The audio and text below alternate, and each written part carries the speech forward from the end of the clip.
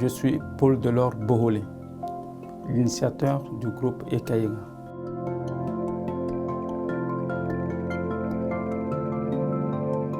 Ekaïga est une dénomination spirituelle. Ça renvoie directement à la spiritualité originelle. Mais aussi, c'est l'émanation de tout mon être tout entier, qui implique simplement la représentation divine. Et ensuite, Ekaïga nous a donné naissance sur le plan professionnel à une institution qui s'appelle le groupe Ekaïga. Le groupe Ekaïga, c'est la concrétisation d'une initiative inspirée et révélée afin d'apporter une illumination certaine pour l'équilibre et l'harmonie du monde entier.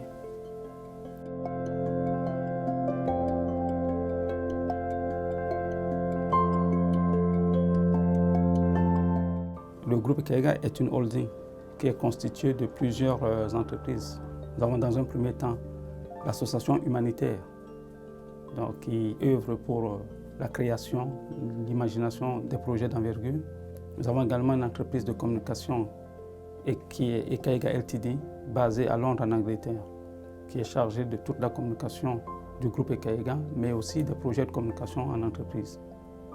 Nous avons un centre de rééducation d'Indil de kinésithérapie et aussi il y a une structure qui est la Corporation spirituelle universelle, qu'on s'appelle COSU, que nous sommes en train d'implanter en ce moment aux États-Unis.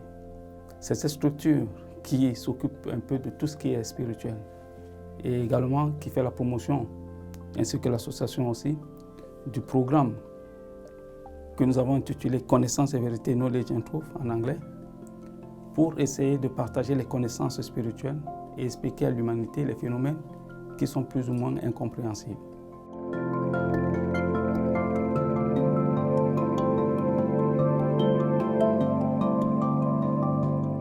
J'avais déjà annoncé à l'humanité, fait comme une sorte de prédiction, que l'humanité allait mal, qu'il y avait des choses qui étaient en train de se passer et qui devraient se passer, et que l'humanité devait se retrouver dans une grande torpeur. On a vécu cela. On a vécu les attentats de terrorisme. Et quelques temps après, ou quelques années après, on a eu récemment la Covid-19. Il faut que l'humanité sache que ce n'est qu'une succession d'événements comme ça qui interviennent pour interpeller les consciences des uns et des autres. Nous avons une responsabilité.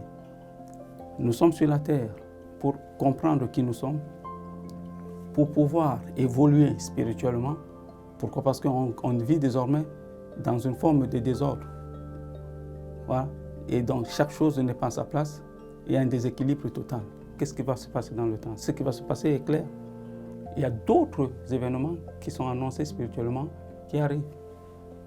Et ces événements vont amener l'humanité véritablement, qu'elle le veuille ou pas, à prendre conscience de son existence sur le plan matériel et aussi sur le plan spirituel.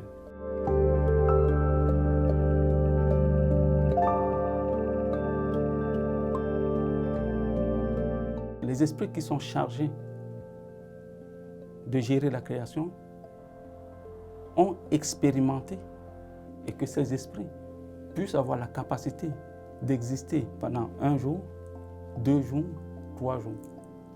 Lorsque cette expérimentation est arrivée à son terme, à son comble, ont commencé à se matérialiser. Le Créateur, ou l'esprit de sagesse, qui est au-dessus de toute sagesse, a permis que cette action puisse s'exécuter. Et il faut savoir que la vie, l'expérimentation ne s'arrête pas, elle continue. Même la conscience matérielle évolue, autant que la conscience spirituelle. L'être humain expérimente au quotidien.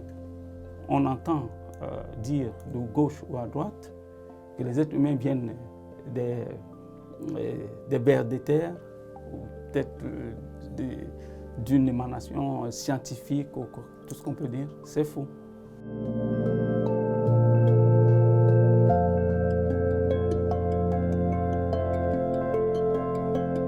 Les êtres humains, en général, nous sommes tous la représentation divine.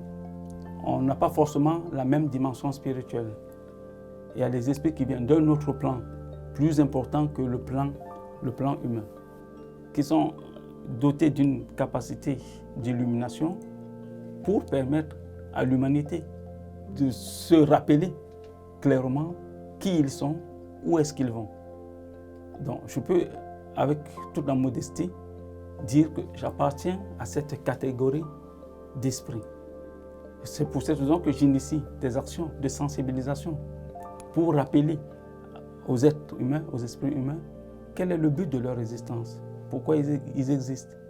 Et aussi de temps à autre, avec la capacité naturelle innée que j'ai de collaborer ou de recevoir des messages de plan spirituel le plus élevé ou le plus important, de retransmettre ces messages, ces enseignements que je reçois, dans le but tout simplement de sensibiliser l'existence humaine. Ce qui implique le fait qu'on dise que je suis la représentation divine. Mais comme je l'ai dit, nous sommes tous les êtres humains constituent la représentation divine. Mais de tous ces êtres humains, en me répétant, c'est pour que la différence est au niveau de la capacité spirituelle. Maintenant, la capacité spirituelle qu'a l'autre ne fait pas de lui un être assez spécial ou au-dessus des autres êtres humains. Mais par contre, il a une responsabilité qui est plus importante que celle des autres. C'est pour cette raison qu'il a reçu cette capacité.